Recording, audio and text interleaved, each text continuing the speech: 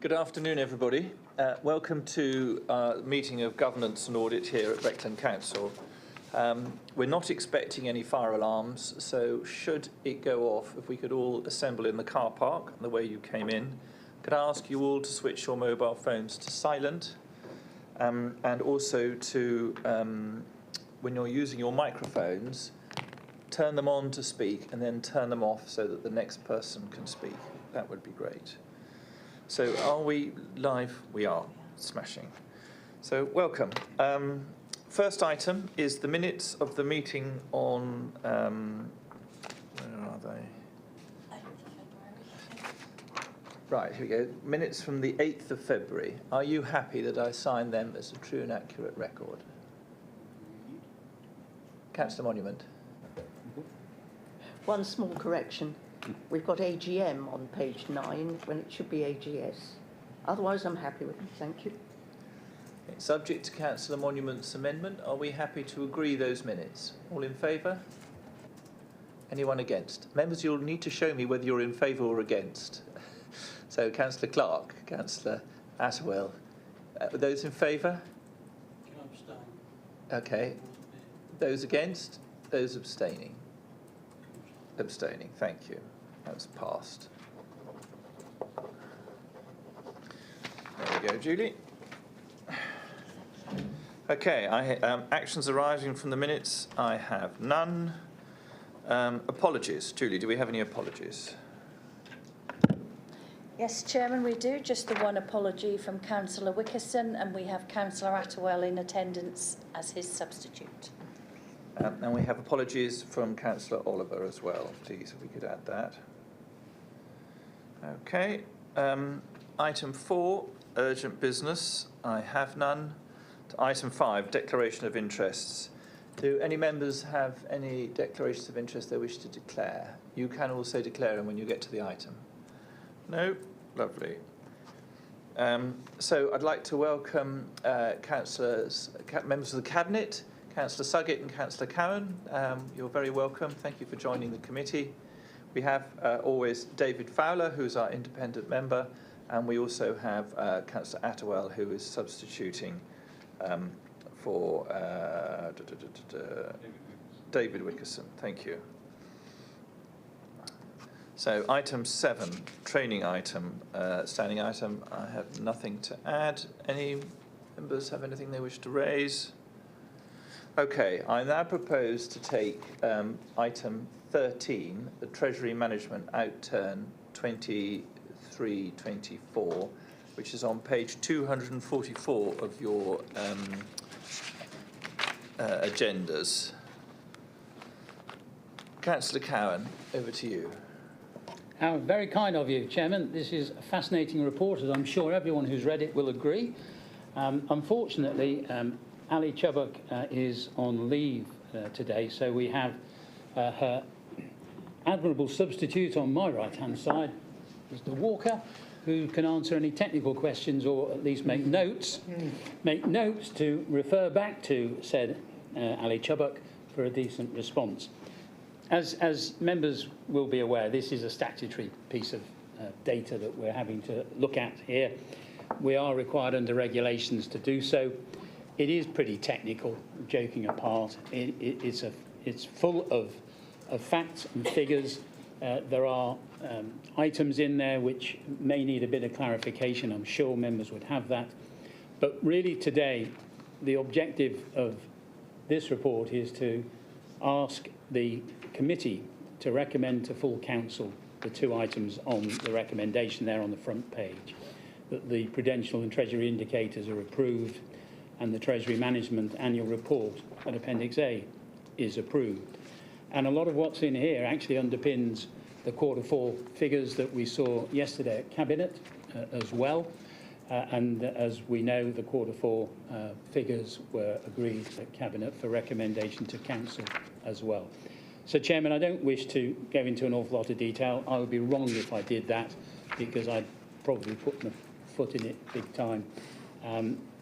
And if there are, and I really mean this, if there are any detailed questions that we're unable to answer for you today, we will get back to you with a written response as quickly as possible. So if there's nothing else that I can add, can I offer it to either Rob to make any comments? In which case, I'll hand it back to you, Chairman. Thank you very much, Councillor Cann. Members of the committee, open to you for comments. Councillor Attewell. Thank you for the report, Phil. Very pleasing. I was also very pleased to see the investment portfolio and the fact that we seem to have brought quite a few of the investments close to home again, back to the UK. You know, I had some concerns about the overseas, and I'm pleased to see that. Could you just explain to us the rationale for investing in all those different councils? Thank you.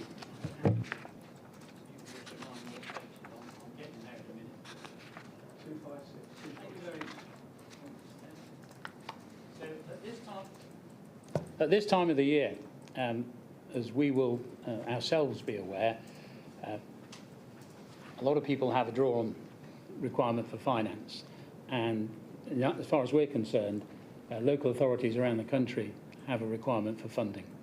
We're very fortunate, Roger, as you know, and as other members are aware, that we do have a substantial reserve which we can use to further our own aims and ambitions, but it's also there and available for other authorities. And other authorities actually offer a good rate of interest for us, and I stress at this time of the year. So you'll see that we've got just over £14 million out there invested in other authorities in this country, and we don't have any problems with the fact that they're asking for loans at this moment in time. We've never had a problem in the past in that sense. We all know about some of the historical problems with overseas investments, but not with local authorities in this country. And that's why we've got that substantial amount of money outstanding with them at the moment. I mean, let's be honest, they are backed by the government, so it is a risk-free loan. And that is one of the criteria, which is why they don't have a credit rating, because they're backed by the state. Any further questions, Councillor Attewell? Committee members, any further comments? Okay, this is quite a straightforward document. As we heard from the Cabinet member, we have a couple of recommendations. That the actual 23-24 Prudential and Treasury indicators in the report are approved, that the Treasury Management Annual Report for 23-24, which is in Appendix A in your packs, is also approved. All in favour, please show. That's unanimous. Lovely. Thank you very much. Thank you, Councillor Cann. Okay, so we now move back to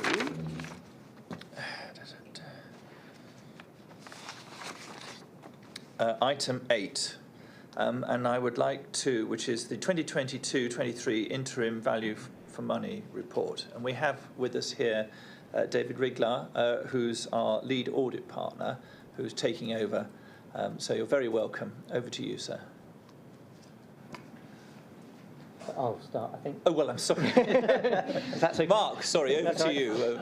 So a familiar face, sorry. Indeed. So two reasons why I'm here today: to present this paper and then to introduce David. So 22-23 financial year will be my last as signing partner for you as a council, because I will be at the end of my 5-year term, so I need to rotate out for independence reasons. So David is the incoming partner to take over, hence why David will present the next item, Chair, his audit plan for 23-24. When I was here last in February, I talked you through the arrangements that the government were proposing to reset and recover local government audit. That was on track, and the legislation was about to be laid until the general election was called, and it couldn't get through in time. So we're kind of sitting in a little hiatus until a new government is formed and that legislation can go through Parliament to enact the backstop dates to enable auditors to close out 22-23 and any previous years, of which you don't have any. As part of that work, we said we would be completing our value for money arrangements work in respect of 22-23, and you have before you the interim report for that. It's been discussed with officers and is here for your viewing, with the ambition that it would be the final value for money commentary at the point in which we are allowed to report once legislation is laid. In terms of its content, it sets out that we didn't identify any significant risks, which is clearly key stage 1. Key stage 2 is then, do we identify any significant weaknesses as a result of performing our audit procedures? And we have not. And then the commentary goes through the arrangements that the council had in place through 22-23, updating those that had been prior arrangements that we had previously reported on. So good, strong financial position, we've stated, good governance arrangements and good processes for achieving economy, efficiency and effectiveness. So that's the summary that will flow forward into our audit report at the point at which we can issue one. But happy to take questions on that, and then David will do the next agenda item when you're ready. Thank you, Mark, and I apologise for not bringing you to the fore. Thank you very much for everything you've done with us for the last 5 years. It's been a pleasure to work with you. So, members of the committee, Councillor Kybert. Mark, in describing our processes as good, is that the equivalent of a strong assurance, or is it just your value judgment? Good question. I probably should have used adequate, which probably sounds worse. I think good is my value judgment for everything that we would expect is in place. We haven't got any risks. We haven't had any risks for a number of years now, and our commentary portrays what we would foresee as a relatively low-risk, well-run council. So work around that framework as you like. Thank you very much. Anything more, Councillor?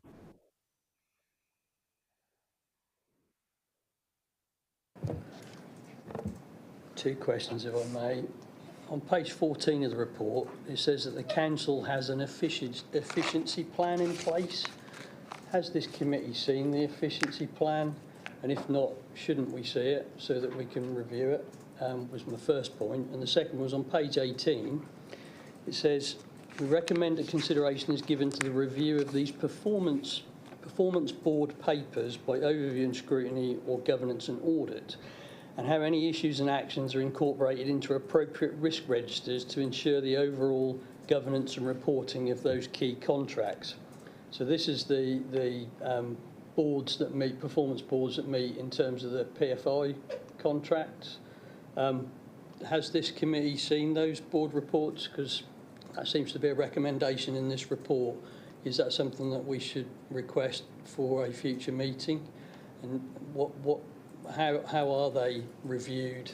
I don't believe they go to overview and scrutiny, so if they don't go there, one assumes that they come to this committee. Could I have some clarification on that, please? Yes, Rob Walker. Thank you, Chairman. If I deal with the first matter, so the efficiency programme is what we call Evolve internally. So the Evolve programme and the efficiencies is picked up in every budget report and anything that comes forward to this committee or to full council. If you want it to be pulled out specifically just to identify it on its own, we're more than happy to do that and bring that back to this committee. But within all our budget assumption and all our financial workings, the efficiency programmes interwoven within those, so you will have seen them. If we need to make them more obvious so they stand out exactly what we're looking at, then more than happy to show those, but they have been included in work so far.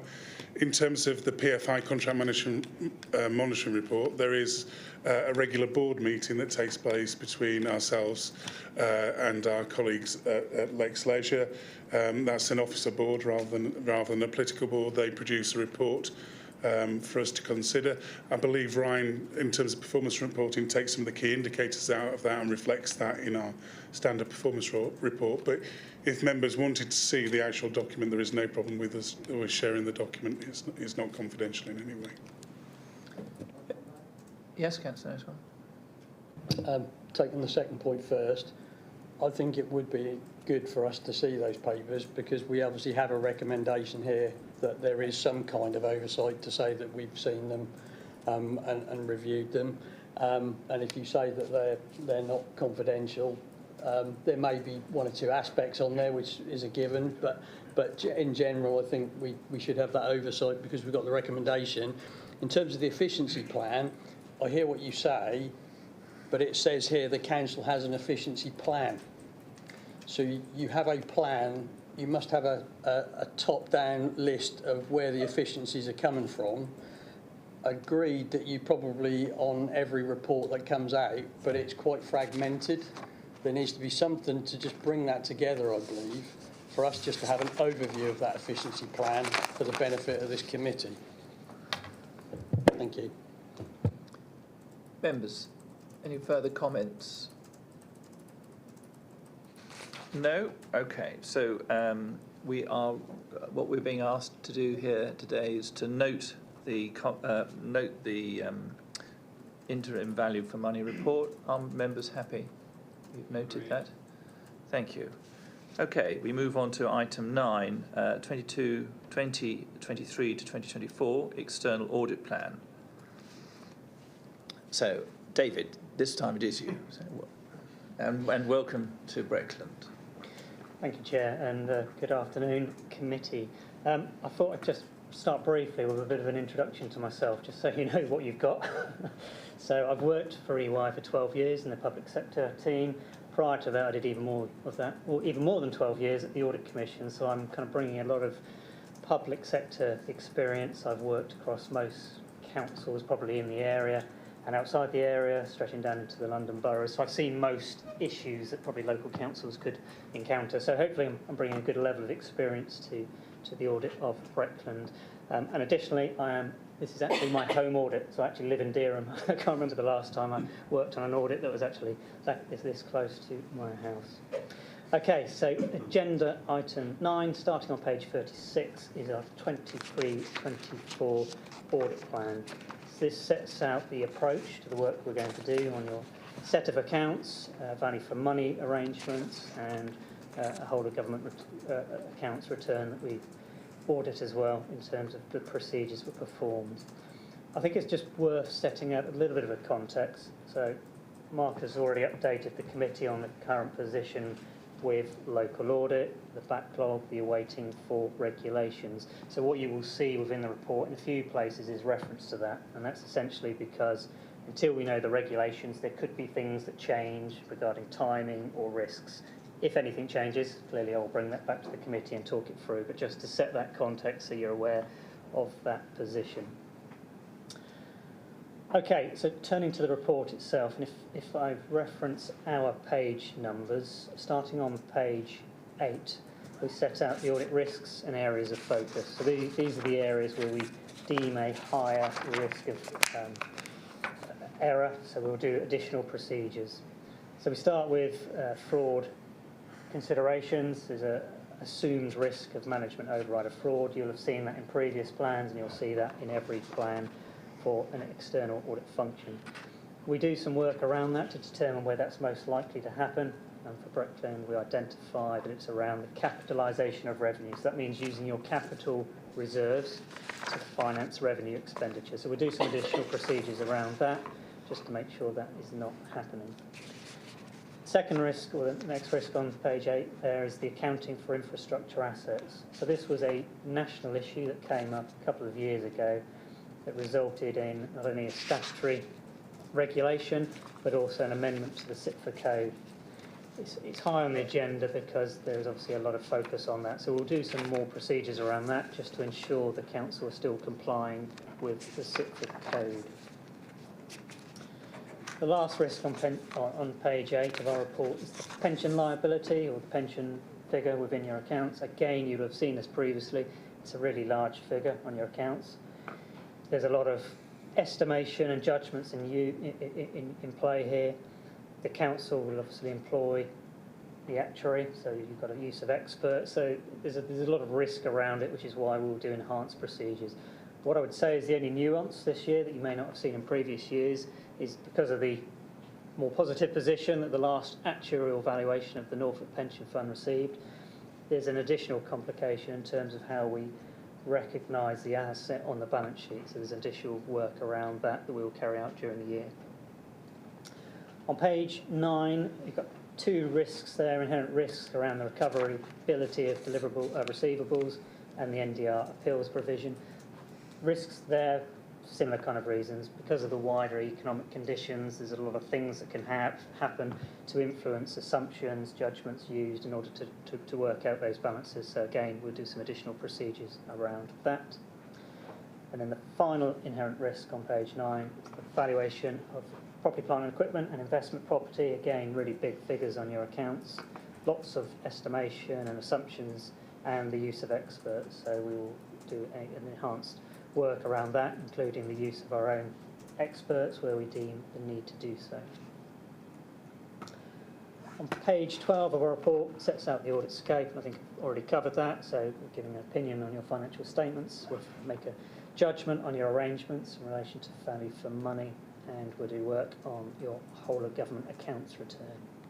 Page 14 sets out the work around value for money. No change to the scope, so what you've just seen in relation to the interim value for money report, we will repeat those procedures for 23-24. Work to date has not identified any value for money risks, which is probably what you would expect, having just seen the 22-23 interim report, which didn't identify any weaknesses. If I just touch on page 14, the team, so clearly you've got some changes in terms of the audit team, myself taking over from Mark, but I was actually involved in parts of the 21-22 audit, so I do have some involvement of Breckland, and then Anastasia will be taking over at the manager level. Previous manager, Andrew, is still within our team. He still works with Anastasia, so if there's any continuity questions that needs to be had, they can have that, so I don't see any issues there. I think the only other thing I wanted to point out to the committee is on pages 40, or it's in the appendices, and it sets out the new accounting and auditing standards. So in relation to auditing standards, there's a new standard called ISA 315, which just requires us to have a better understanding of your IT systems, regardless of the substantive or controls-based approach we take. So we've already done the majority of this work around getting an understanding of your IT systems. Last thing I just wanted to flag is the new accounting standard. So that's IFRS 16, new standard around how you recognise assets and leases on the balance sheet.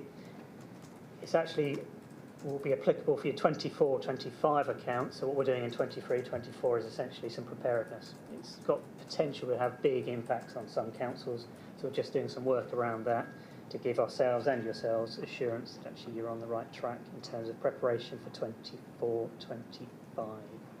So that's all I was going to say on the report, but more than happy to take any questions or go into any aspects in a bit more detail. Thank you very much. I've got a couple of questions. I mean, the pension valuation, it flings around our accounts because it's such a huge figure and we have absolutely no control over it at all. So that, as I understand what you were saying, is that the latest is not a surplus, but a reduction in the deficit? Yeah, and some pension funds have gone into full surplus. Some are significantly. If you tracked the liability over the last few years, you'll see it come down significantly because of the performance of investments within the fund. But the way the accounting standards work, although you'd recognise the full liability, as soon as it goes into a positive position, they kind of put a cap on how much you can actually recognise in terms of an asset. Right. So that's the nuance for 23-24. Fine. Okay. And just, I welcome the issue about how assets are classified, because we've had one or two councils disappear into vast amounts of debt as a result of a revaluation of a shopping centre, I think in one case,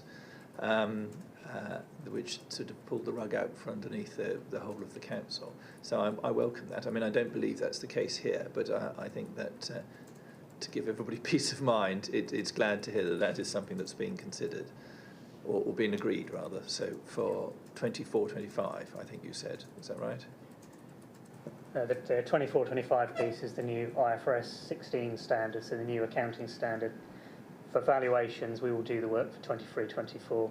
Right. And for 24-25, because the risk won't change. Okay, thank you much. Members, over to you. Any comments? David. Thank you. On page 55, just looking at the non-domestic rates, inherent risk, and there's a statement there which is that you consider there to be a higher inherent risk of misstatements. So that's page 20 on your numbers. Sorry, yes, page page 55 on our numbers. I think I was going to ask, have you got any indication of what that inherent risk might, a higher inherent risk might be? But I think that's answered when I look at the statement of accounts, which is the next item, which looks to be provision of an additional 500,000 for that. Is that your understanding? Yeah, so our risk is driven by our understanding on the calculation for those, be it the NDR appeals provision or the receivables. And there's an element of management judgment, estimation, and then calculation. And because of those elements, it's not just based on an invoice that they've received. They've actually got to do some workings behind it to derive the figure in the accounts. We then deem it a higher risk of misstatement because of those different factors that kind of form the figure. So it's more the approach and the size of the value which then drives the inherent risk. Just one more, it's a typo actually. On page 62, let's see what that is. It's page 27 of the report. On the right-hand column, under performance materiality, I think the second sentence should say we've set the performance materiality at 1.065 million. Can confirm you're correct. It should be 1.065 million. Rather than the 1.42, which is the planning, yeah, okay. Which is the planning materials. Yeah. The figures are there, but you're right, in the narrative, it hasn't been reflected. Members, any further comments? Okay, so our job here is to note the report. I think we have done that. So we move now on to item 10, which is the unaudited statement of accounts and annual governance statement 23-24, including write-offs over £10,000. And that is on page 96 of your agendas. Without Matthew here, who's going to lead? Rob, you're going to lead on that. Lovely.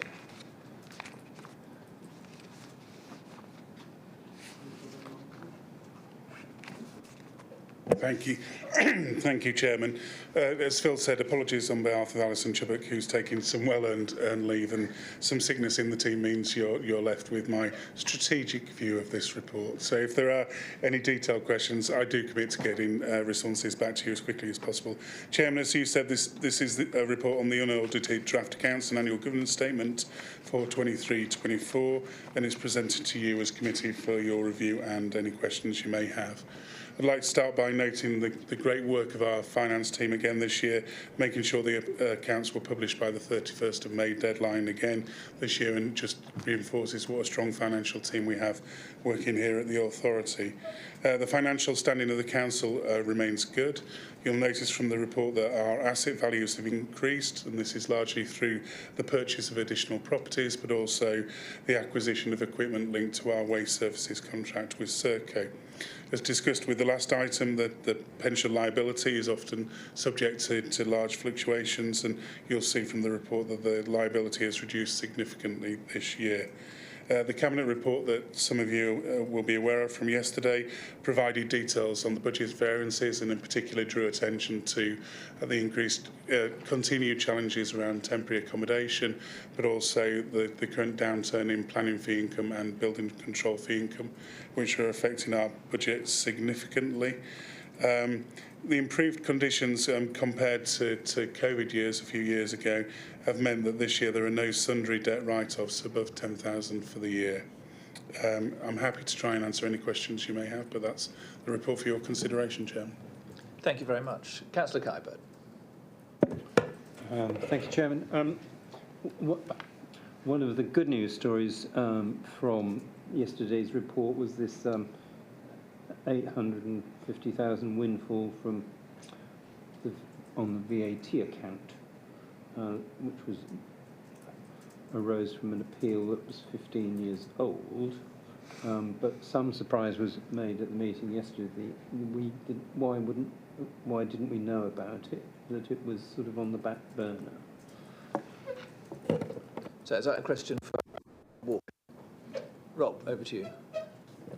I think as we confirmed yesterday, we'll provide the details to you. And I'm not sure why it was on the back burner. Probably wasn't due to the time passing. I'm sure it was more prominent 15 years ago when we started the action. It's my understanding we were one of a number of authorities that partook in such action and engaged sort of legal representatives to make the challenge on our part. I'm not sure why there was a relative silence in the intervening years, but we can make sure that we provide as much detail as possible. I know the level of windfall we received was significantly more than we were expecting to receive, and it was a far better outturn than we were expecting. But I'll get more detail for you and share that with members. I mean, I would imagine that we'd written it off after 15 years, because that's a long time. And obviously, if the amount was not what we were expecting, then it might have been difficult to quantify. But I think the way I'd probably describe it is it came as a very welcome and nice surprise to us, both in terms of the timing, but also the amounts that it came back to us with. It truly came as a windfall. We weren't expecting it at that time, and we weren't expecting that value of return. So it truly was a windfall. So just occasionally. Councillor Attewell. Just following on from that, I think what came out of the Cabinet meeting was you're going to send us a report, obviously just gives a little bit of historical context on it, but also what monies we've spent on external advice to reclaim that money. So I think that'd be useful for all members to bring them up to date. If I could just turn your attention to page 63 of the report, which is page 164 of the report pack. We've now got 10 officers who their remuneration package totals in excess of £1 million. And looking at the table on page 64, the numbers of staff that we have that are now earning in excess of 50,000 has doubled, more than doubled in 1 year, according to that table.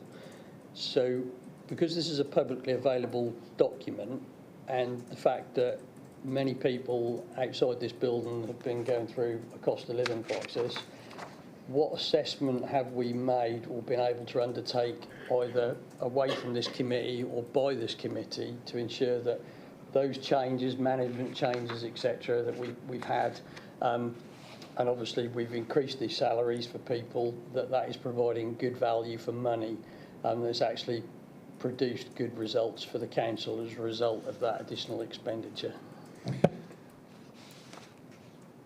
Rob Walker. Well, as well as the officers listed in the table, I'm not sure I'm the best person to answer in terms of the value for money. In terms of the increase in management costs, I don't believe a value for money exercise, as you described, has been undertaken. Clearly, in terms of the general staff pay and remuneration, we remain in negotiation with Unison as the negotiating body on behalf of the staff, and we make sure that the increments and the payoff we would make try to address some of the issues which you're referring to. You'll be aware, no doubt, Councillor Attewell, that for those officers of certain salaries, we're required to publish those anyway, not necessarily just through this report. That's the public information that we share on an annual basis. There's been no specific piece of work done around value for money linked to particular posts or particular management positions. They're done on a case-by-case basis when we look to recruit to those posts or to make any changes to the establishment. They're done in line with the Constitution. If it's a post that is on a permanent basis beyond 2 years and an increase in the budget, that will go through general purposes and go through council. And so members do get a degree of scrutiny. They'll get even more scrutiny on the senior positions, where obviously a large number of those are political appointments rather than officer appointments. And again, we'll get to consider the salaries and the skills and value that potential officers can bring. But in terms of a discrete piece of work that you're describing, no, that hasn't been undertaken. Thank you for that, and I do understand the answer. I think where I was coming from, this may even be a question for Cabinet, is a decision was taken to change the senior management structure and introduce executive directors, and that was done some time ago, year before. So surely something must have been done, or some assessment needed to be done as a result of that increased expenditure to ensure that that's done the job that you'd hoped it was going to do and is providing best value and best practice for the council and the people that pay to keep us all here. So I think that's the bit that I was really driving at. I understand the salary increases and negotiation with probably staff on a lower scale, but I've got 10 members of staff here in the top 10. I've got chief exec, deputy chief exec, I've got executive directors, I've got assistant directors, and I suppose my question is, how do we demonstrate that we actually do need all those people, especially as apparently we have an efficiency plan, which I alluded to earlier on. So I think I would just want some assurance that that's been considered as part of the efficiency plan. Thank you. Chairman, if I may, to reassure that the establishment, including senior posts, is always considered when we look at an efficiency programme, and the efficiency programme includes some establishment assumed savings that look to be made. I think in terms of the current structure and current governance arrangements in the senior team, I think it's important to reflect back to this resulted out of our sort of uncoupling from South Holland, and at the time represented a significant saving on what the management costs were when we were entered into the shared arrangement. So that, I appreciate that was a point in time, but the costs of the senior team, including the assistant directors, the exec directors, they were new post South Holland, and it was cheaper than what we were paying in the management team that went before us. I appreciate nothing's static, and we need to constantly look at those, and we always look as part of the Evolve programme. If we believe we've got the right structures in place, they're conversations we have with the leader, deputy leader, and cabinet to make sure we're set where possible, and we do look at establishment as one of the key factors in Evolve. I'm going to take Councillor Kybird. I noticed on there that the head of strategic policy is no longer a currently filled post. Is that a permanent reduction in establishment? Yes. I'd just like to pick up on the to and fro here about the senior officer team. So when we talk about the doubling of the number of people on the bottom salary scale on page 64, we're talking about an extra 6 people. And if you look at overall at the members in the different brackets there, they don't all go up. Some of them are lower than the previous year. So I think we need to remember that, and I think it was quite interesting, Councillor Attewell talked about the current cost of living crisis. It has always been the ethos of Breckland Council to deliver its services as cheaply as possible. And I think you will find that Breckland Council actually costs the members of the public less to run than Swanton Morley Parish Council. And I think that represents an immense value for money when compared to all of the jobs that Breckland Council has to do. We do have our audited accounts. We talked about whether we are delivering and the council is run in an efficient way, a business-like way, which is part of the assurance that we do as a committee. So I certainly am happy that we don't require any further assurance for this particular around this particular report. Councillor Attewell, you wanted to come back. Yes. Thank you for bringing Swanton Morley Parish Council up. I would just point out that our precept's gone up because we're having to pay for Norfolk County Council services now. What I will say is, Rob mentioned, and Chairman, if I may, you skillfully glossed over the point I made earlier about the efficiency plan. If we are reviewing the efficiencies on a constant basis of the council, and it has been alluded to in the previous interim value report, there must be some kind of efficiency plan or some kind of tabulated efficiencies with the Evolve programme that we could, as a committee, request to see. It's recommended, I think. So can I make a suggestion and a proposal that we have sight of this efficiency plan, which has been mentioned? You make a proposal. Do you have a seconder, Councillor Attewell? Okay. Personally, I'm content that it's provided in the, as outlined by Rob Walker earlier, as part of the decision-making and reports to Cabinet. But as we have a proposed and a seconder, we can take it to the vote. So all in those in favour of Councillor Attawell's proposal? Right. Those against? Then that is falls. Thank you very much. Do we have Councillor Suggett?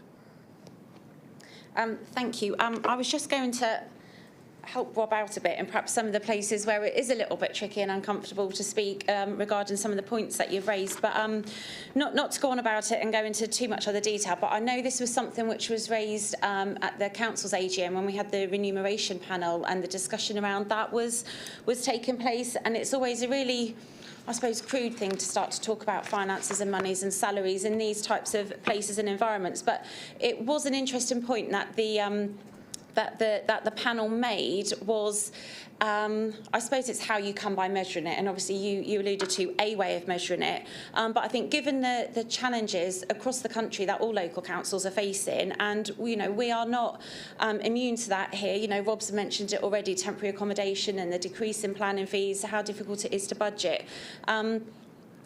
Making sure we've got the right bums on the right seats to help us out and to do their jobs as effectively and efficiently as possible for our residents and businesses. I think we would soon start to notice if we didn't have those right positions filled by the fact that we would be finding ourselves discussing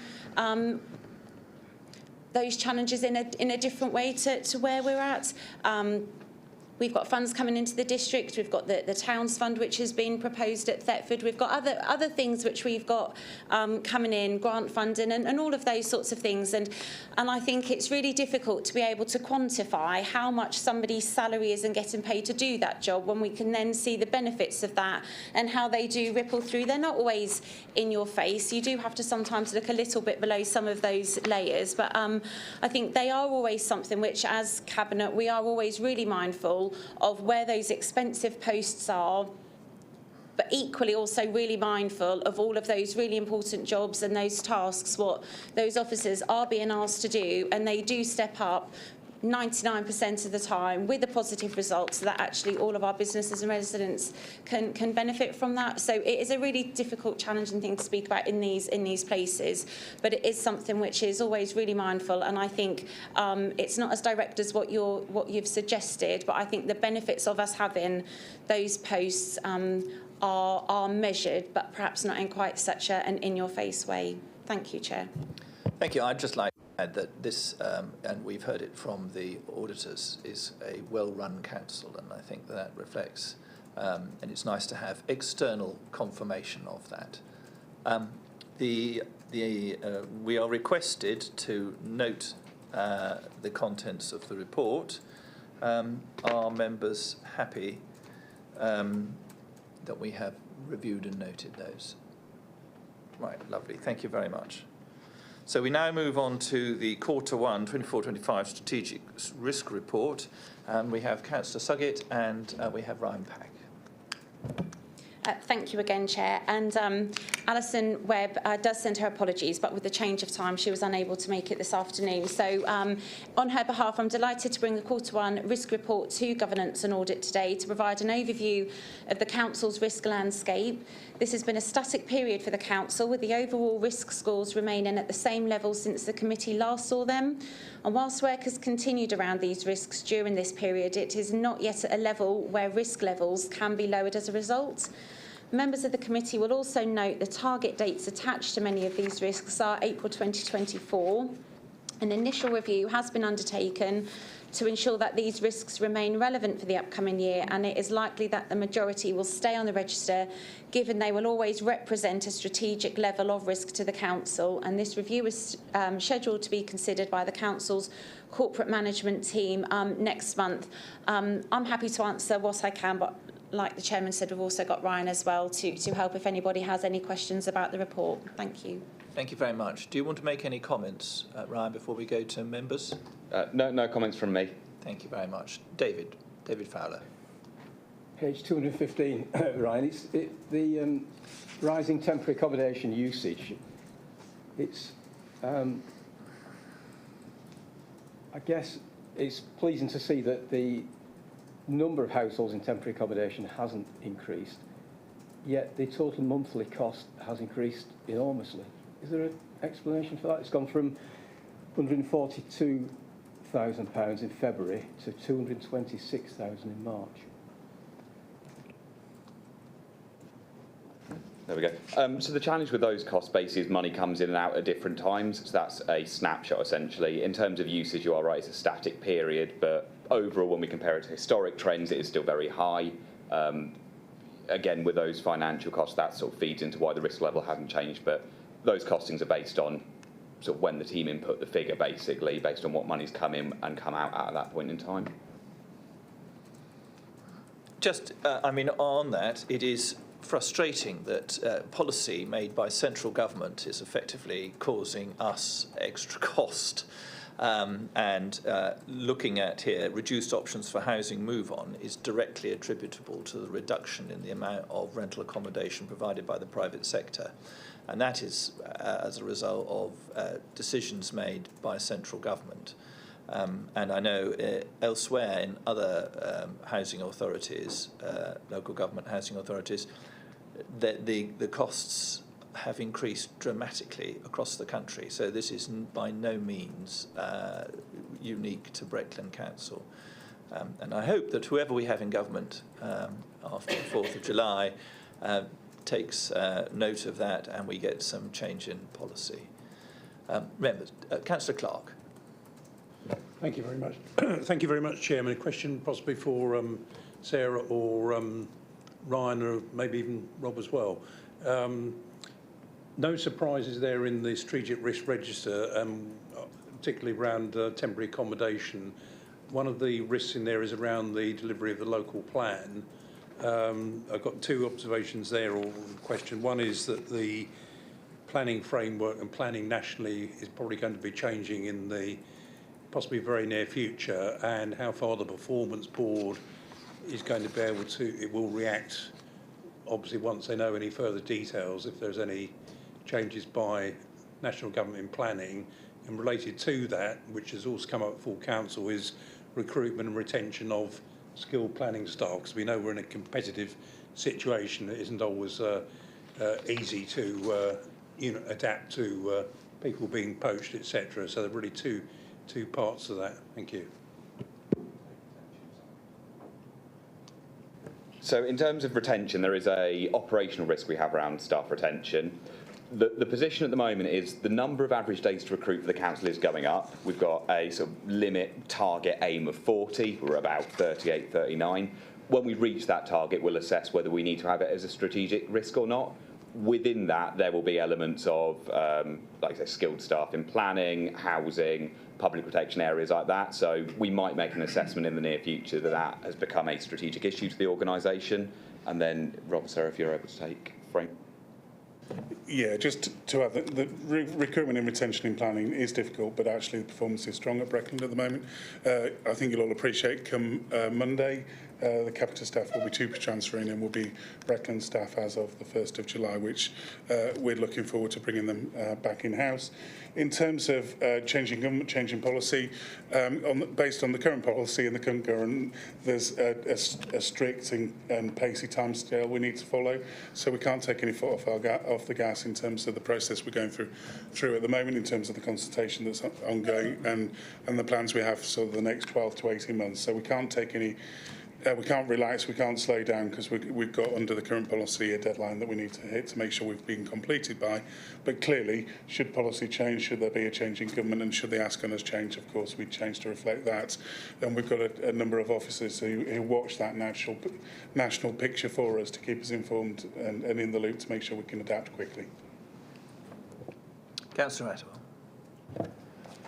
Attawell. Page 9. We have a high risk reported there, and it says changes to the waste collection services. Council has now received its capital allocation and commissioned a report from an external body around this funding. The result of this has concluded that the allocation is not sufficient to cover the relevant cost of the changes. Can we see this report, please? Because I think that's something that we probably would need to be aware of as a committee. Bearing in mind it's a high risk, do we not think that's something that we should be have an overview of? Is that something that's not commercially sensitive? It's related to the introduction of mandatory food waste collections. Clearly, the government have made a decision around initial capital allocations for the purchase of new trucks, essentially, but also the caddies for every property to store their food waste in. I think every single district authority, certainly most authorities in the country, have gone back and said that it's significantly less than what we believe the new burden of the implementing the service to be. We're the same, all Norfolk authorities are the same, where actually we think there's a significant gap. What we haven't heard from government yet is what are the revenue allocations that they're going to put in to support the burdens that we're going to take on and move forward with. So I think it absolutely is something that members could see. I might suggest that we wait until we've got the full financial picture and full offer from government, and then we can share the full rounded picture of both revenue and capital. At the moment, we can only share capital, and we have gone back and challenged, and we are lobbying. And I know Sam, through his DCM role, has been lobbying on behalf of all districts across the country, saying the deficit across the country is significant. So I think, can we share that information? Yes. I think it may be wait until we've got the full financial picture and we can give you the full story of what it means for Breckland. Members, any further comments or questions regarding the risk register? None? Great. Well, thank you very much, Ryan. Thank you very much, Sarah. I think the contents of the report have been noted as requested, so we move on to item 12, the SIPFA FM Code Annual Review 2023-2024. And that would be Alison. So is that you again, Rob? Yeah, apologies, Chairman, it's me again. No, that's all right. Yeah, Apologies. we'll bring this report back on the financial code to you for your review and information. It continues to show strong positive performance against code principles, as you can see at page 242 in Appendix A. You'll notice from sort of the end of the report, there's one delayed action that relates to the asset management strategy. I think it's Appendix B where you can see that, and also linked in some of the audit reports. I can reassure you that work is well underway on the asset management strategy. We've had external support come in to support us with the development of that work, and we're expecting it to be completed and brought back for member sign-off and approval in the autumn of 2024. Thank you, Chairman. Members, comments or questions? Okay, in that case, that we note the report. We're happy that we've done that. So that's item 12. So we move on to item 13, the Treasury Management Outturn 23-24, and that's on page 244 of your main agenda. Rob? Sorry, you've done that one? Yeah. Number 14, Internal Audit Progress Report on page 261.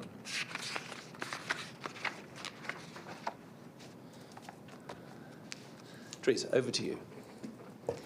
Thank you, Chair. I'm a little bit croaky. I'll see how far I get, but yesterday, the more I talked, the better I sounded. So let's hope with all my reports now coming, I don't sound too bad. So this is the last progress report for the 23-24 year, and you'll see that there's only one audit that's still now in progress, and that's the IT strategy audit. Everything else has been completed, and you have all of the executive summaries detailed for you in this report. We've also got the follow-up of the outstanding recommendations detailed for you as well. Now, I think there's a supplementary paper as well, isn't there, that gives a more up-to-date version of where you are with the outstanding recommendations. So it's probably best to refer to that one because things move on in between me doing this one and doing a quick update. So you're doing quite well on the outstanding recommendations. You've just got a couple of old ones. Probably refer to one of them, which, hopefully will get moved and closed in the near future. Happy to take any questions, but that's probably all I can say about this report at the moment. Thank you very much. Members, over to you. Councillor Kybert. Yes, thank you. I note that we've got limited assurance on business continuity and emergency planning. Is that both of those phrases or one or other of those areas? The audit covered both areas, so yes. I think if you look at the exec summary, it is quite a lot talking about the business continuity planning side, where the recommendations fall, but the audit did cover both areas. Any other comments or questions? Councillor Clark. Yes, thank you very much for that. I just noted in there going some of the detail that there's some areas which have pushed back a bit around private sector housing. Some of it's relating to, you know, the software and the urgency there. And I don't know if we've got Ryan here that in terms of strategic risk register, I would, if I was sitting with a helicopter view, that reads across to some of the other areas and the other pressures in the housing team. So you obviously got the temporary accommodation, and you've also got that there and about the identification of HMOs, etc. So I would hope the performance group, the SMT, is also keeping an eye on those things which are coming up through this particular, you know, reporting channel. Thank you. Yeah, I mean, we look at the audits, and that obviously factors into how we deal with stuff through the performance board internally, where we look at stuff as well as you know, the risk and the performance element of that we bring forward to committee. So it's something we're aware of, yes, and it does feed into our discussions we have it internally around performance as well. David Fowler. It's just a question about the management action due dates. There are lots of actions that have not been delivered by the original due date. And it's just a question of, are we setting realistic due dates at the outset, or you know, there are lots of actions outstanding from January this year, April this year. It's just a general question about whether the dates have been set are realistic in the first instance.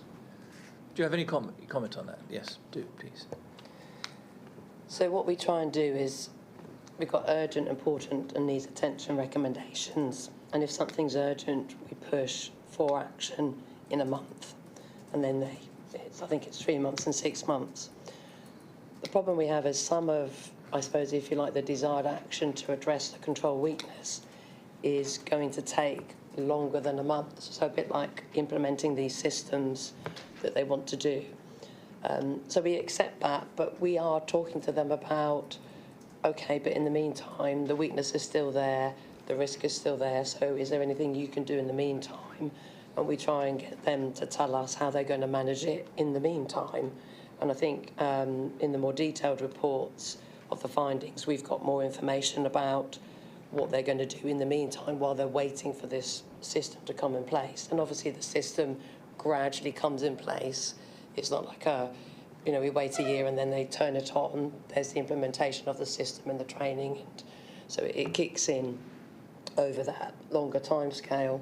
So I think there's more challenge now around trying to get the date realistic, trying to say, okay, if we accept a longer date because of your action you want to do, what does that mean in the meantime? Can you do anything else? What are we exposed to, and how are we going to manage that? And obviously some of these are old ones before perhaps that level of challenge was coming in place. So I hope as we go forward into next year, the dates are more realistic and we can explain why we're accepting a longer due date and what's happening in the meantime. Rob Walker. Yeah, thank you. Just to add to that, I think if you look at the additional supplement rather than the original paper, it paints a more favourable position because the data is more accurate and up to date than the previous version that was printed. I think it's noticeable that the outstanding recommendations are in two areas largely. One's housing and one's contracts and procurement. Both we've reflected in the risks and the limited assurance for both those areas. They're areas that need to be addressed. I think we're all familiar certainly with the challenges on the housing service, so there's perhaps a degree of managing those timescales versus managing the demand that's coming in the door.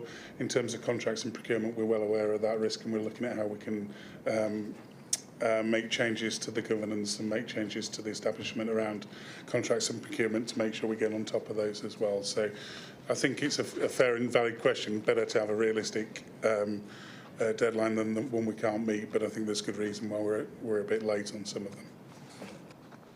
David, do you want to come back on that? No, it's fine. Any other comments from members? So Councillor Monument and then Councillor Kyburd. I just wanted to say I looked at the updated versions and was very pleased to see that the number of things had improved, or so it seemed to me. Turned over a couple of pages, and the vulnerability strategy, which gets an overall reasonable, has one item where the due date was 31st of August last year. It has no revised due date. Its status is outstanding with no extension agreed, and the latest response is no update provided. Is there a member of staff missing or something? That one. Teresa, do you have any comment on that? I mean, I'll probably refer to officers to explain that one, because we've got no update and we've done the chasing and not had a reply. Well, Rob, can I ask you to take that one away? You certainly can do. There is certainly not, in answer to yours, there isn't a vacancy, there isn't a staff issue. The vulnerability programme is what we know as Inspiring Communities, that is managed through our community service team. I can take that away and find out why no update has been provided, but it's certainly not due to staff vacancy. Okay, so just next time we see the risk register, can we just have an update and advice? We'll request it for that in the next time. Without, so that we could just minute that request has gone in. Any other comments? Oh, yes, Councillor Kyburd, you were next, weren't you? Yeah, just to go back to the emergency planning, not necessarily direct relevance to the audit of emergency planning, but last year we had fires and we had floods, and I think the Breckland response to those was good. But when I attended emergency planning training last year, I asked the question of whether there was an emergency plan for a major forest fire within my ward of forest, and I was told no. So I was assured that attempts would be made to liaise with the Forestry Commission, but as there are isolated properties within the forest, I think we should at least have some oversight as to what happens in an emergency. Chairman, if I may, we don't as an organisation have a specific plan around a forest fire, but our statutory partners and agencies being the Forestry Commission and the Fire Service do have those. They regularly hold training and scenario-based events in the forest itself, and we're an active partner in those sessions. So we don't specifically have our own plan, but we support the Fire Service and the Forestry Commission in their plans and making sure we're a full partner and full response partner when they need us in such situations. So we are fully engaged with the Forestry Commission and others regarding forest fires. Any further comments, questions from members? Okay, so that's item 14. We are asked to review and note the plan and the outstanding internal audit recommendations. So we have done that. So if we move to item 15, still with internal audit. So the internal audit annual opinion and report 23-24. So we're back with you, Teresa. Yes, so this is the head of internal audits and an opinion for you. So in summary, my conclusion is that overall, for the adequacy and effectiveness of the council's governance, risk management and internal controls, I've gone with a positive opinion of reasonable, so that's good. In reaching my opinion, I have relied on some third-party assurances, which are detailed at page 296. So the main one being the work that the ARP does for the council, which is all about the council tax and housing benefit and the enforcement work. And we've got adequate and reasonable assurance outcomes for those pieces of work. And also the public sector network connection, the Cabinet Office have given the council its certificate. So I note that it's happy with the IT infrastructure that the council has, so I rely on that. And in reaching my opinion, I think about the limited assurance opinions, which I detail there. We've talked about the business continuity one and the housing strategy and homeless report. I also take into account the outstanding recommendations. So the thing to remember for this is that when I do my opinion report, I take, I suppose, a cut and say, right, that's my measure of outstanding as at year end, and that will be different to what you've just seen, because I would have done this in about April time, where I draw my line. So that's why there'll be a difference, because I'm looking at the year end position rather than the most up-to-date position now. You've got several kind of pictures that give you a summary of the work that we've done in the year and the outcomes.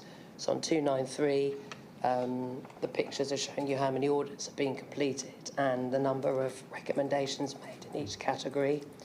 You've also got on page 300, again, a pie chart picture showing you the opinions that we've given in the year and what each opinion means. And then on pages 308 to 309, you've got a summary of all the audits completed and the opinions and number of recommendations that we've made.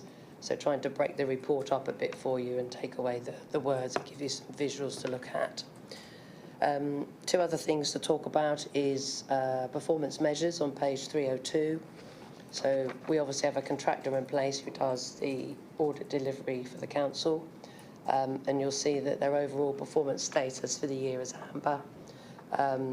The section 151 gave me their view of their work and their performance, and they said as far as they were concerned it was below expected standard. And where they mainly fail is on what I would call the more operational performance measures to do with delivering terms of reference and reports on time. And that's ultimately what has given them their amber status. We've also not got very good client feedback. Out of all the audits we've done, we've only got 3 or 4 kind of responses back there.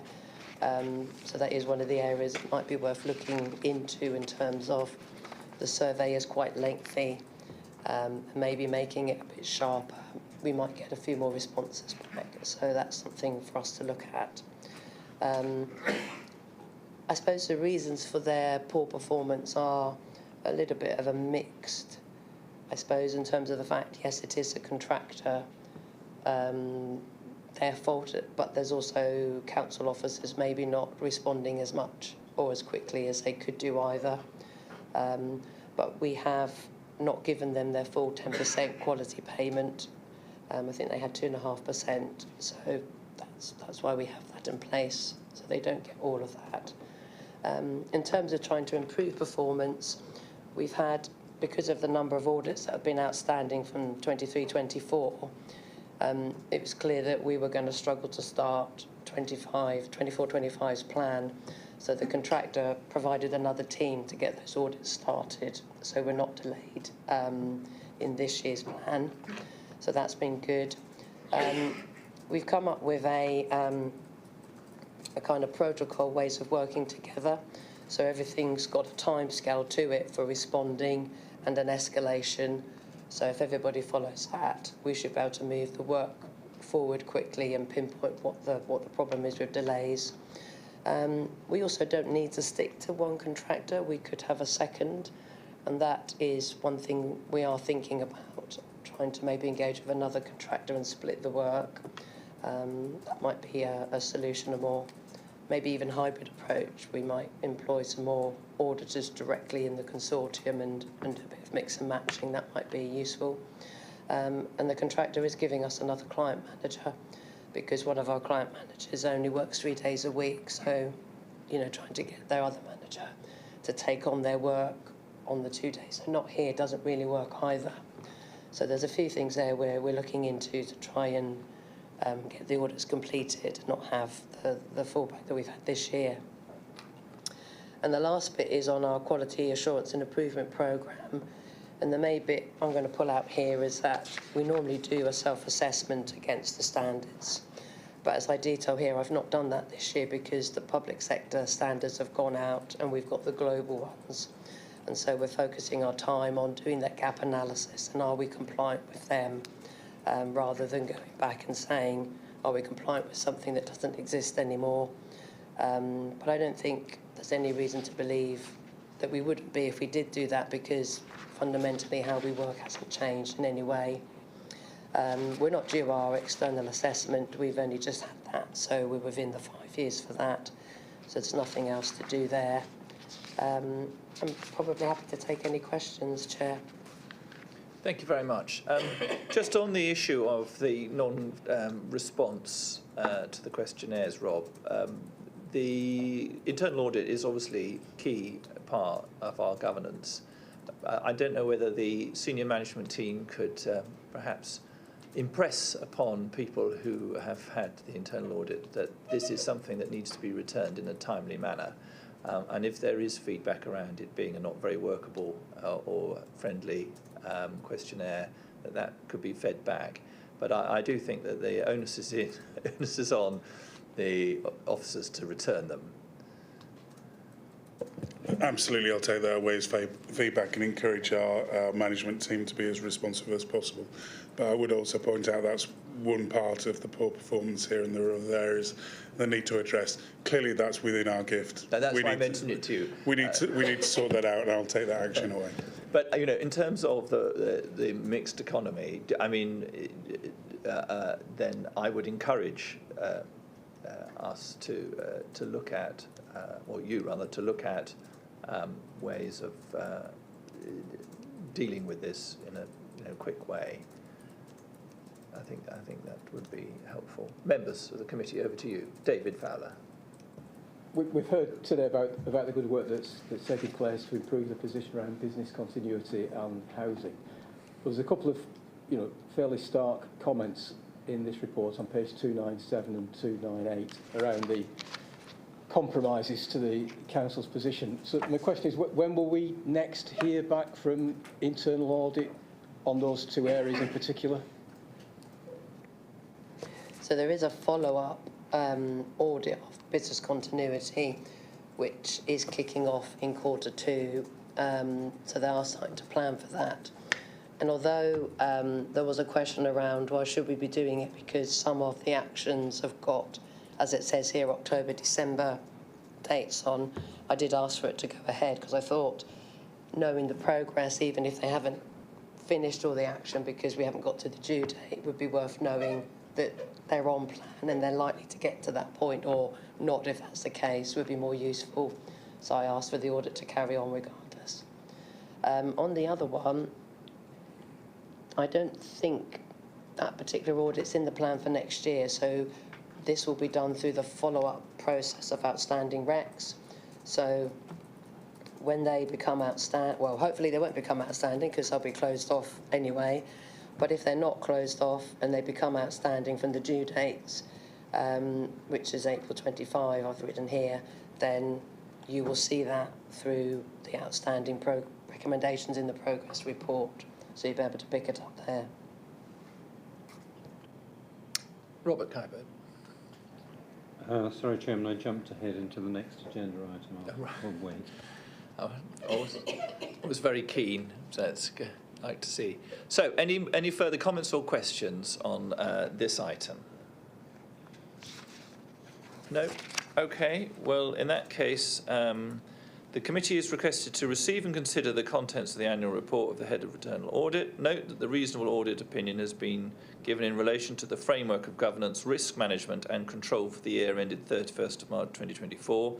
Note that the opinions expressed, together with significant matters arising from the internal work contained within this report, should be given due consideration when developing and reviewing the Council's annual governance statement for 23-24, and note the outcomes of the internal audit's performance measures and quality assurance and improvement programme. Are members happy to do that? Thank you. Okay, lovely. So we now move on to item 16.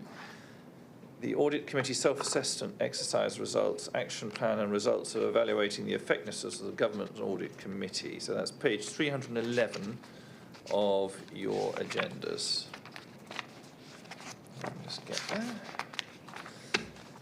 Teresa, back with you. Thank you. So I think what you've got here now is the final version of the self-assessment we did with all the scores in. So you can see that as a completed document. And from that, we've done an action plan, which is in Appendix 2. So you can see the actions we've got for the Audit Committee to monitor and make sure everyone does that for you. And then we sent out the feedback. So one of the questions on the self-assessment was about, does Audit Committee get feedback from the people it engages with? So we sent out a survey. We only had one come back from a Cabinet member, but the results of that are in Appendix 3. So yeah, not much else to add. Take any questions. Right, members of the committee, over to you. Councillor Attwell. Well, first of all, could we impress upon the members of the Cabinet to respond to said questionnaires when they go out? I think we're poking the Deputy Chief Executive, so only right that we do the same. If you could pass that on, Sarah. Just on the tables you've got on here, I'm looking at page 316 and 317, item 12. So we've got in there, has the committee met privately with external auditors and head of internal audit in the last year? And we've got down there, needs significant improvement. We've only got a number 1 score. And then item 27, has the committee evaluated whether and how it is adding value to the organisation? Moderate improvement required. So could I ask what the answer to these two is? Has the committee met privately with external auditors? If not, when will that happen? And what evaluation has been carried out to ensure that this committee is adding value to the organisation? I think you'll agree, Chairman, hang on, that it's important that this is a very significant committee and we need to make sure it's not just a talking shop. So, and I'm sure it's not, I don't attend these very often, but we do need to make sure it's adding value to the organisation. So how are we going to do that to improve our score, please? Right. If I may, thank you very much. So item 12, it was felt that it was not necessary because there was clarity and candidness in the open meetings, and that it wasn't felt necessary to have private meetings with the auditors. And I think that is in cases where perhaps in order to delve deeper into areas of concern that it would be necessary. And the committee was, when we discussed this, was happy that it was not necessary, though should it ever be deemed necessary, it would be something that the committee would be, and I as chairman would be happy to do. Councillor Kaiber, do you want to come in?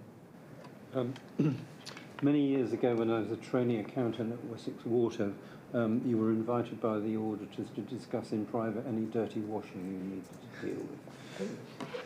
We prefer to have our discussions in an open forum so that people can hear what we have to say rather than meet them in private. And in regard to question 27, I think it was fair to say that the committee felt that it is doing its statutory responsibilities, and as such those were quite clear, and that it was therefore undertaking the job that it had been set up to do. Teresa. I think also we decided, when we did the self-assessment, there were 2 tools. So we did the first one. We didn't have time to do the second one. But the second one does go into the adding value. How does the committee add value? And I think in the action plan, action 8, we said we do that next time. So we might swap between the 2 assessments, alternate years. So that one will go much more into how does the committee add value. So we just thought we'd wait and do that one next time. So it is down there for us to maybe put it more in writing, which might be what you're kind of asking there. Yes, of course. Yeah, so I think carrying out your statutory function, I'm sure you'll agree, is not the same as adding value. So I look forward to that work being carried out at some date in the future. I would say, Councillor Attewell, if I may, just because I want to pick you up before you go on, is I wouldn't say they were mutually exclusive either. No. But in terms of the item 12, where you say that it was felt that wasn't necessary then, how do we address the scoring issue on there for somebody external to this building looking at this publicly accessible document? How do we address that, or has that been addressed somewhere in the report? I mean, It hasn't, has it? no, I mean... The only thing we could have done maybe is just put a little note in there against the one to say why we haven't got an action. But I guess if we minute it through the meeting... I was just about to say that now that luckily you brought it up, Councillor Attewell, so it'll be reflected in the minutes. Councillor Clark. Thank you, Chairman, and thank you, Teresa. Yes, talking about the adding value, I said I agree with the Chairman, the two things aren't necessarily separate, but I think it's a point well made, because when we had the discussion for those members or officers who followed the debate on remuneration at the full council, and we were looking at different committees, and as the Chairman will know, I did speak up, as it were, on, far as I was concerned, my perspective of the value that this committee gave, both in terms of continuity and also the extent to which it looked at issues in depth. The importance of the committee, as I mentioned in full council, couldn't be understated, because this is really the one forum where we are, hopefully, I think we are looking objectively at a range of issues, strategic issues, some quasi-operational issues, financial issues, reporting, and it's the only one where we have internal audit, external audit, and independent lay person. I think there could be more work to actually demonstrate that value, because one of the key things about this committee is that in the full council,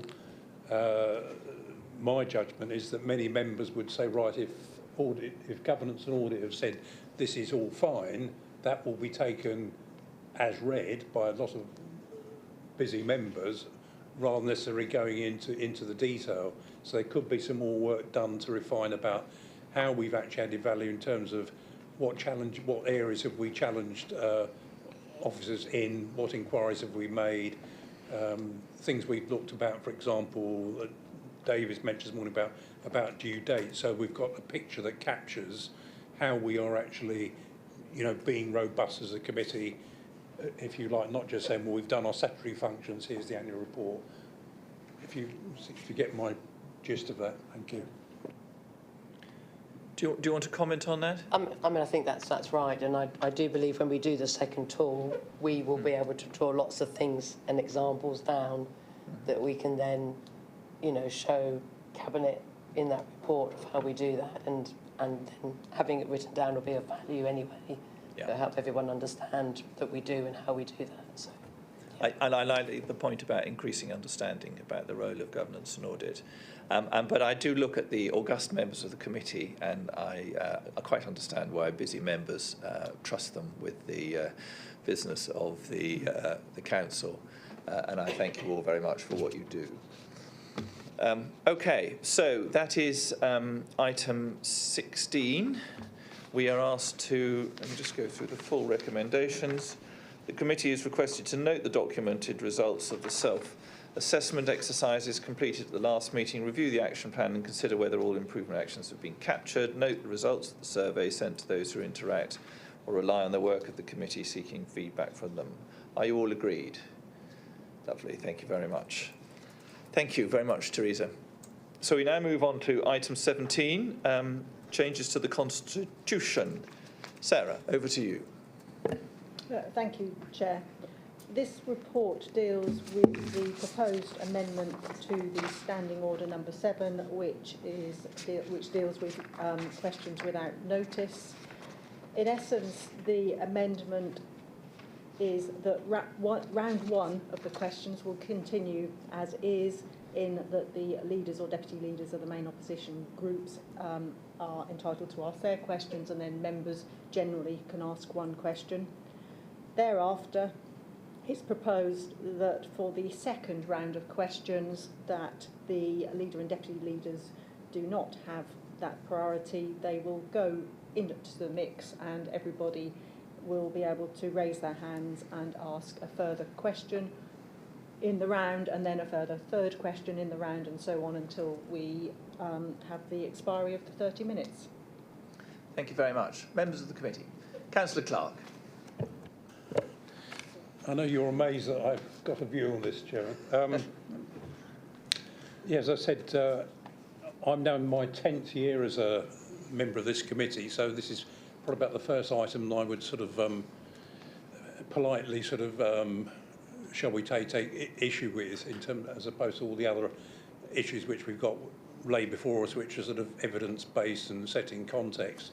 I think it would have been helpful, refers to questions without notice, which can obviously come from any member, and as you point out, in the current first and second round under question without notice under Standing Order 7,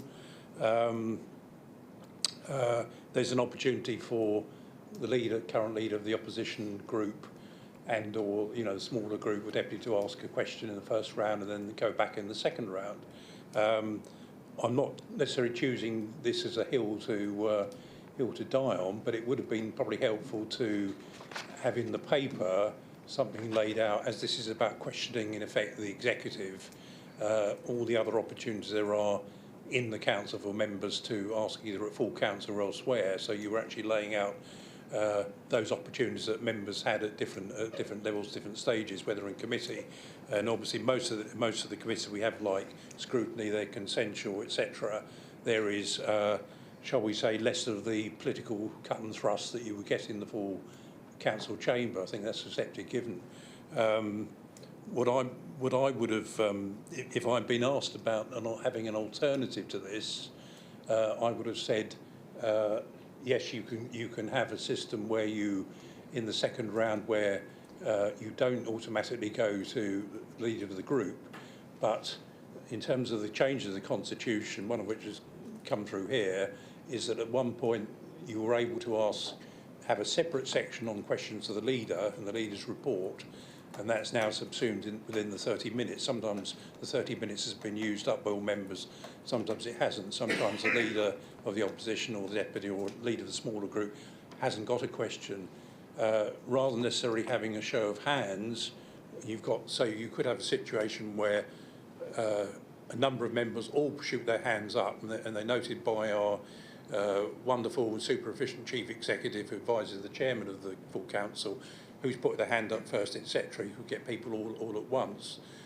You could have a situation in the second round, and again, I haven't put an alternative up. You could have the second round where you then say you're alternating between those who are, if you like, on one side of the chamber versus the other. So you're giving an equal opportunity until all of those are exhausted. If the full 30 minutes isn't used and there are no more questions, you can then move on to next business. And there is obviously opportunity to extend under some circumstances, you know, the 30 minutes. So it's a little bit, you know, shall we say, ad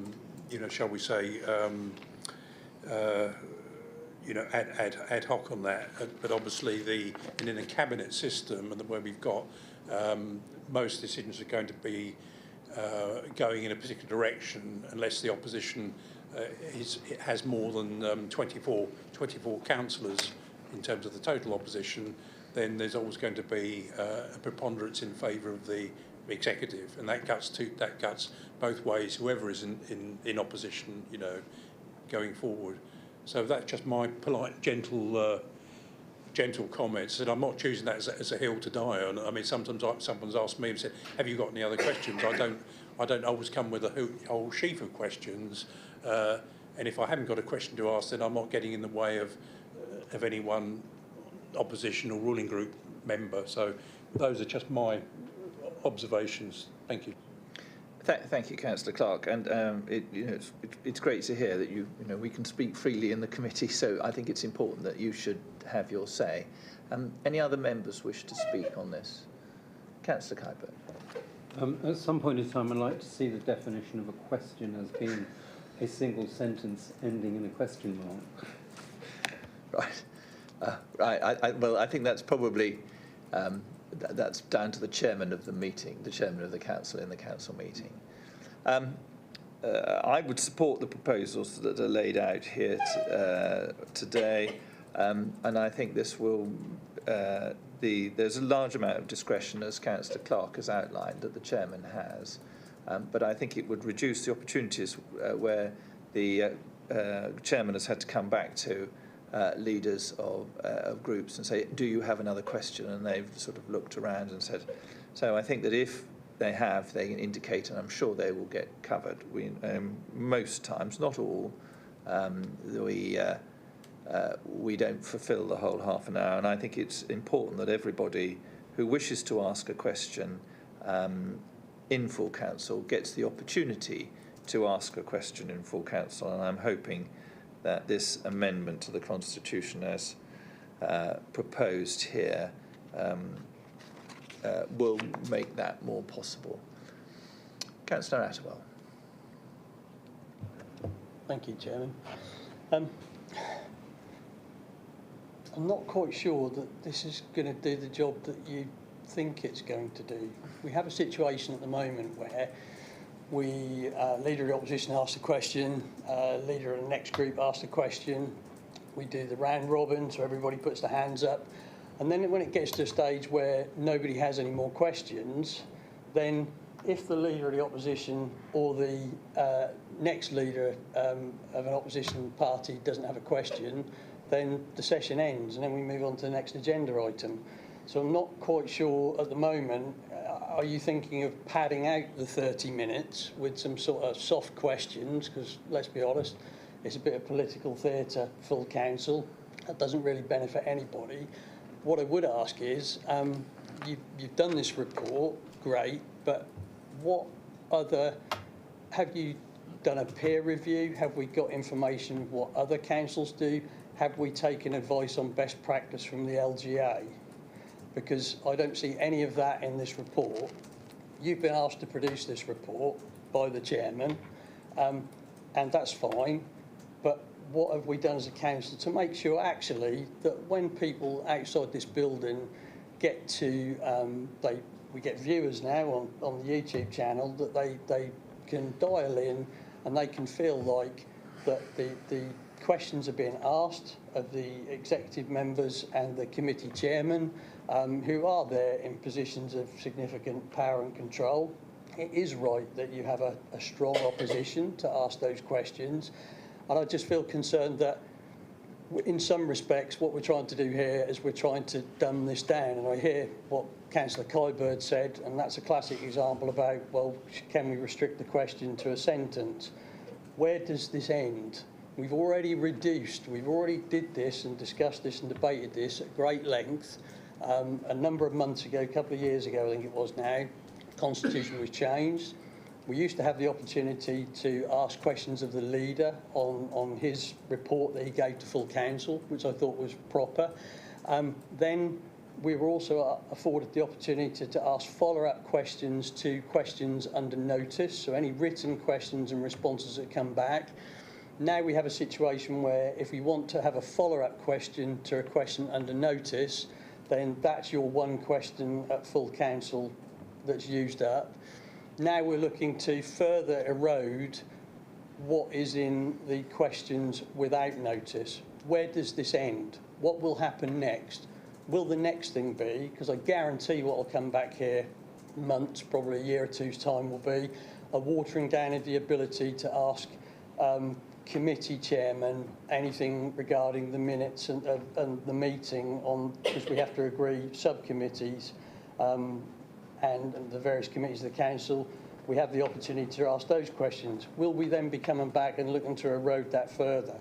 And I think we need to be very careful what we do here. Democracy is only as good as the ability to be transparent, have proper scrutiny and a strong opposition. The executive will always have the numbers, it will always have the votes to do the business that it wants to do, but it should be able to sit there and actually bat its corner and answer those questions in an appropriate way. And I think we need to be adult about that. I just see this as a further erosion. Somebody's trying to erode the ability of the opposition to ask those questions. I think you'll get to the end of the session, Sarah, and what will happen is there'll all be then everybody be looking around to be, well, if we've got no questions, the leader of the opposition hasn't got a question, I haven't got a question, the thing ends. Or if I do have a second question, that's fine. I don't know where you think the first round will end. There is only one round. Thank you, Councillor Attwell. I don't think I'm going to deal with the issue of hypothetical questions like we will be back here in 3 months to take, because that's not on the table before us, and I don't think anybody's proposing what you've outlined at great length in your question there.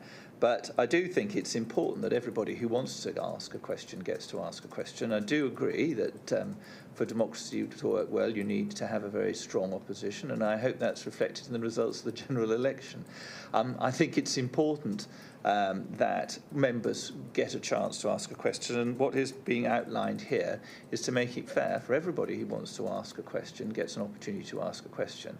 And I'm sure that if there are questions that members want to ask and the time has elapsed, that the chairman's discretion can be used if there is a particular member or party that feel aggrieved and that they haven't had a chance to say. The chairman has great discretion, and that is explicit in the Constitution.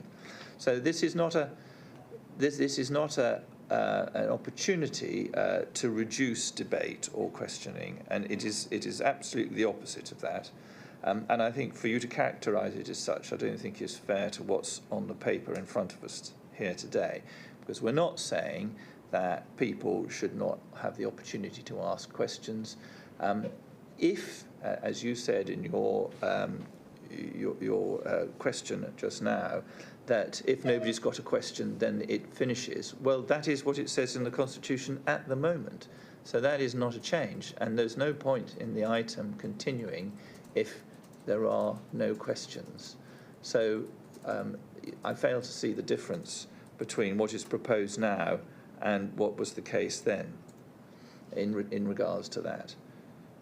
You wanted to come back? Yeah, I think maybe I didn't make myself clear. I think the concern I have as well is the way that this is written, you could potentially end up with a situation. At the moment, you have a leader of opposition and myself as a second party get to ask a question. Everybody else in the council chamber then has an opportunity to ask a question, and those members can fully use up that 30 minutes without me or the leader of the opposition asking another question. If you're saying to us that after we've asked our question, we can keep putting our hands up as part of the mix, we effectively could be taking up time that other councillors could use for the questions that we would ask as part of this free-for-all. That's the point I'm making at the moment, really. At the moment, you have a situation, we ask those questions, we sit there, everybody else in the chamber has the ability to ask a question. And they can keep doing so for 30 minutes, and myself and the leader of the opposition can't ask another question if that 30 minutes expires.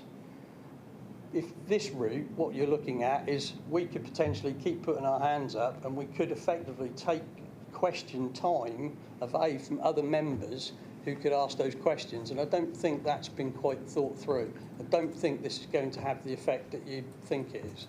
That's the point I'm making. Councillor Attwell, that could happen at the moment, because after the leader and the deputy, the leader of the main group and the leader of the second group have asked the question, it goes over to other people who have finished. When they've finished, it then would come back. So if the scenario which you outline is the case, then everybody would, that would happen now. That the scenario you've outlined exists under the Constitution as it stands. This is just saying that once all the questions have been asked, if the leader of the opposition group wishes to ask another question, to just indicate like other members do. So you could have a session where the first round doesn't finish until after half an hour has gone. So it's no different. We're changing it to make it clear so that the chairman doesn't need to keep going back, so that they see who's indicated they wish to ask a question, and then they take the questions in the order that members are asked, because that is effectively what's happening. So it's just tidying up the Constitution, so it reflects what's actually taking place in full council. Chairman, It's not a conspiracy. Once all the members have had the opportunity to ask their questions, if no more members have a question to ask, effectively that session ends then, and then the moment it goes back to the Leader of the Opposition and the second party. There is then not a free-for-all after that, is there? The point I'm just trying to make is that the way I think that this has been written at the moment, that members, we have one question, myself and Harry have one question each. If all the other members in the room then wish to use that 30 minutes up, I know that's what you said last time. No, but that's their prerogative. But myself and Councillor Clark, we don't come back. We can't come back because those members are using that time. But that is the case at the moment. If you wish to ask a second question, when you've asked your first question, Councillor Attewell, you can raise your hand while the other questions are being asked, and then when the chairman gets to you, you will be able to ask. But you won't have to wait until after Councillor Clark if Councillor Clark hasn't indicated that he wishes to make a question. Now, currently, the chairman has to go back to Councillor Clark before coming to you. But under what's proposed, if you've indicated to speak, you may ask a second question if there's no one else who hasn't asked a question yet to ask a question, which is the same as it is at the moment. That's not. I think it's quite clear. That's not how it works. I mean, that is what Councillor Kybert. Just to be clear, the two group leaders are given priority. They also have group members can ask questions. They just need to get their act together. Councillor Suggett. I'm not sure I want to really quite get into the middle of all of this. However, I think from a cabinet member's perspective, this is probably what feels like a really naff, clunky bit of a really important meeting, and absolutely we should be held to account. We should be able to answer questions. We should be able to sit there and back up and have the gumption behind what it is that we are representing as our portfolios. Absolutely understand that. I think from a sitting in that position's point of view, sometimes it's really difficult in that space and in that environment to have some of the more technical questions put our way, and they probably are more of an officer level than perhaps what we're always in the realms of being able to have that level of detail and information over. But equally, there is a time and a place where sometimes some of that detail can come out. And I think across the committee processes, be it here or at overview and scrutiny, there are times when some more of that technical information can be asked and can come out. And there has been, perhaps in the past, the theatre around that particular piece. And I don't think it matters what colour party we might be representing, but that particular part of the meeting has perhaps been taken advantage of. And neither bit from wherever it's come from at the moment has perhaps worked, which might be why we're sitting where we're at the moment. And I think we're both are right in where we're sitting from where we're currently at to where we're looking to go. But I think it might be really helpful if Sarah or Rob might just be able to explain whereabouts the changes would be from where we're currently at to what we're proposing, to just make sure that we're comfortable that we are noting what it is that's proposed, if that's okay. Thank you. Okay, I'm just going to read the Constitution on this so that we're all clear. So 7.3, questions may be asked by members in the following order. A, the leader or deputy leader of the main opposition group may ask one question. B, the leaders or deputy leaders of any further opposition groups may then ask one question each, starting with the largest group and ending with the smallest group. C, individual members, excluding any leaders or deputy leaders who've already asked a question, may then ask one question each. Members wishing to ask a question shall indicate such a wish by raising their hand. Now that could take 30 minutes. And it says next, in the Constitution as it stands today, the above process may be repeated in the same order. But for clarity, we're proposing to amend it to say, once all members have been given the opportunity to ask one question, each, all members, including those leaders and deputy leaders referred to in A and B above, will be given the opportunity to ask further question, each in the order that they raise their hands, and this cycle will continue until either the full 30-minute period has expired or there are no further questions, whichever is the sooner. So actually, the scenario that you paint, Councillor Attewell, is no different. It's just a question of clarifying the way that the process works. And it's laid out there on page 323 of the agenda. Any further comments for members before we go to the vote? Okay. Councillor Attewell. I think Councillor Suggett has made a good point. I'd like to hear from the Deputy Chief Executive. I'd like to hear from the legal representation. I still don't see how this changes anything. We get to the full round. If there are no more questions, the session ends. At the moment, if all the other members can't fill that 30 minutes, then it comes back. And if that came back at the end of 30 minutes here, the session would just end. I don't see what this is trying to achieve. I really don't see how this changes anything. In fact, I think it makes it worse and less workable than more workable. But that's just I'll hear from Rob.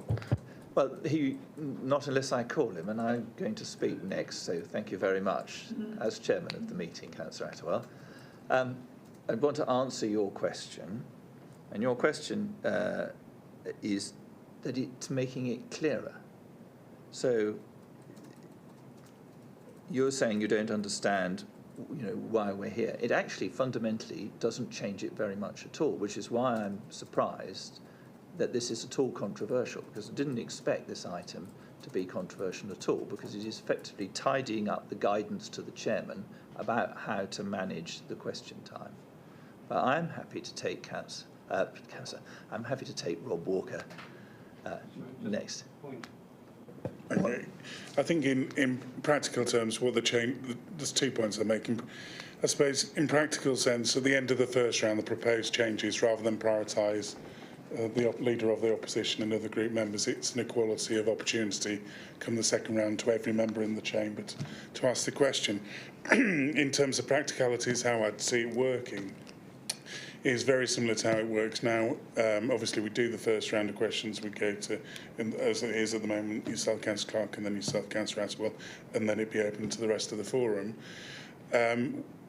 Whilst we're taking the indications of those who are willing to ask the first question, we'd also take a note of those who are looking to ask a second question, and they'd be kept on a list waiting until all the first questions were answered. So, say for example, you'd ask your question and indicate again to the chairman, I've got a second question. That'd be on the sheets that are on the top table ready, and once we'd dealt with everyone in the first opportunity, we'd come to whoever's top of the list for the second question. So I suppose that's the only 2 practical changes I see. Is it means we have to keep two lists essentially of those that have asked the first question and those who've indicated for a second question. And in terms of the cycles, it just means after the first cycle, it's equality of opportunity for all councillors rather than prioritising the 2 group leaders. It should make for a much less clunky meeting, in that the flow of questions should just continue and members can come in when they want. As I say, I'm surprised that it's been deemed controversial. Councillor Monument, then Councillor Kybird. We've got wording in front of us here, and as we read it, it does sound rather as if every member in the chamber is going to be given the opportunity to speak. This may be what underlies Councillor Attewell's nervousness on this. Once all members have been given the opportunity to ask 1 question each, I'd like to say, once all members who have so indicated initially have been given the opportunity to ask 1 question each, all members, including those leaders and deputy leaders referred to in A and B above, will be given a further opportunity, or the opportunity to ask a further question, as it says here. Sensible. All members who have so indicated initially, you go through. You don't continually have people putting their hands up. Once you start asking the questions, good manners says, put your hands down till this list have been dealt with. But I do think that it will probably flow better if it's not essential to take the priority for the, in this case, obviously, the two opposition parties before anybody else can ask a question. It might be other members of their party who've got the questions they want to ask because they have expertise in the subject. I think myself it will flow better. But if it doesn't, somebody's going to kick up a fuss. Just let's try it for a year and see. And put the thing to rest that we will try to play fairly. Councillor Kybert. Thank you, Chairman. I'm assuming that as this is not a recommendation to Council, this is agreeing a minor variation as in 11A on page 321. Is that correct? No, this will need to go to full council. It won't be dealt with as a minor variation. It would need to go to full council. Okay. In which case, can I propose a change to the wording of the recommendation? Absolutely. I was going to do the same thing. Oh, I see, for the where we take it. So we propose that we take it to full council. Is that what you were going to propose? Okay. In terms of, I was going to propose, in light of what Councillor Monument has said, an amendment to 7.3 on page 323.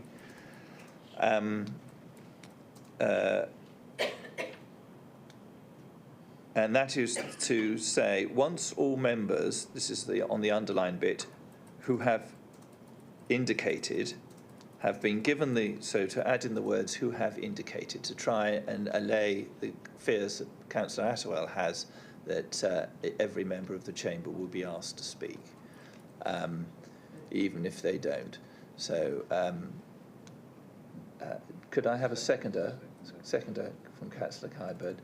All those in favour of amending, right? I've just read it out. You want me to read it again? So this is 7.3, the final paragraph, which starts, once all the members who have indicated have been given the opportunity to ask one question each, all members, including those leaders and deputies referred to in A and B above, will be given the opportunity to ask a further question each in the order that they raise their hand, and the cycle will continue. Okay. Anybody against that amendment? Okay. That is agreed. So if we could then take Councillor Kybert's proposal that we amend the recommendation. So, Sarah, do you want to give us a proposed wording?